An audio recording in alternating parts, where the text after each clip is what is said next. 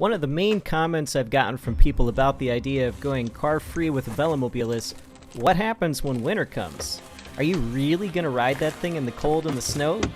And my answer to them was, yes I am. So how's that working out? Let's find out.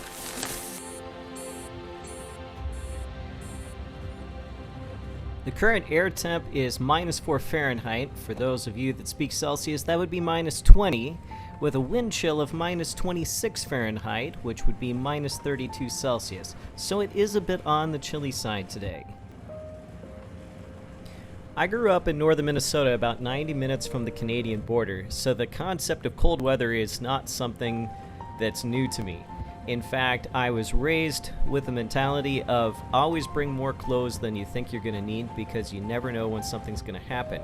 And that applies here to riding and commuting in cold weather in a Velomobile as well, especially since if you have a mechanical, a flat tire, or your chain comes off, when you're standing out there in the cold and you're soaking wet from sweat, that could be kind of dangerous. So I'm carrying with me a pair of rain pants that will help block the wind if I have to get out. I have a spare coat with, a very warm coat. I have about 4 pairs of gloves, I think. I'm wearing a warm hat, and all of that is most likely going to be completely unnecessary, but it's better to be safe than sorry.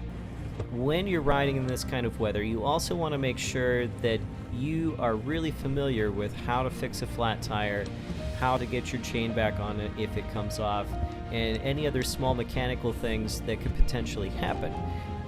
It's also a good idea to ride with more robust tires that will have more puncture protection, so you reduce the chances of having a flat in the first place.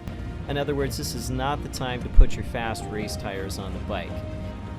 Keep in mind that you're going to have increased rolling resistance from the cold and also increased air resistance from the more dense cold air, so you're going to be slow anyway. This is the kind of weather where you remind yourself that winter miles bring summer smiles. So now that we've gotten all of the necessary safety stuff out of the way, let's talk about the actual riding experience. First, it's really slow. It feels like molasses. In fact, my speeds are probably 25 to 30% slower than what they would be in warmer weather. I find that for me, the breaking point is right about the freezing part, so 32 Fahrenheit or 0 Celsius. Once it drops below that, the speeds really slow down. However, it's a really good workout, and the harder you pedal, of course, the more heat you produce. Speaking of producing heat, it's actually quite warm inside the Velomobile. In fact, according to my Garmin GPS temperature readings, I was running right around the freezing mark inside. Keep in mind again that the exterior temperature with wind chill was about -26. And of course it helps that there's no wind inside the Velomobile.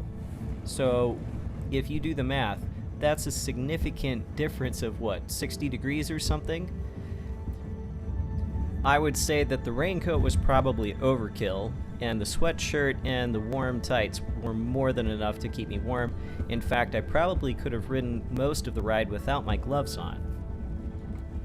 When I tell people what it's like inside while I'm riding in these kind of temperatures, they get a really incredulous look on their face, because we don't stop to think about how effective a heater our body actually is.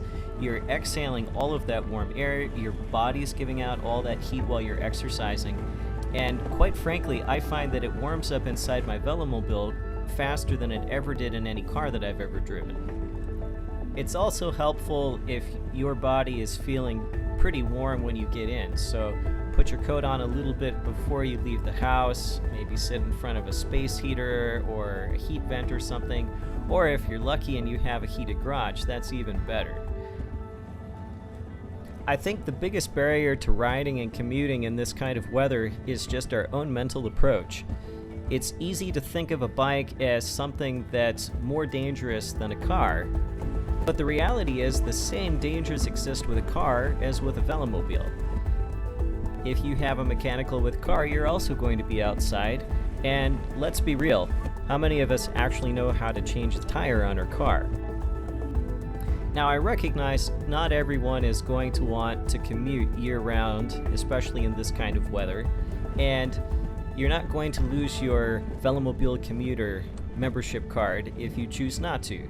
But I think that there is value in showing that it is a possibility, that there are approaches that we can take that will allow it to be safe, especially in an urban or suburban environment where you're likely to be near someplace that's warm if you do need to pop in and warm up when you have a mechanical that you need to fix. If you're someone like me that's really committed to going car-free, I can tell you from personal experience, it can be done in the winter just as easily as it can be in the summer. Just make sure that you apply the tips in this video to make sure that you have a safe riding experience. Be prepared for any eventuality, and just know that you're going to be a little bit slower, but that's okay, because remember, winter miles bring summer smiles. Happy riding! If you found this video helpful, remember to like and subscribe so you can help out those YouTube analytics and be notified when future videos come out.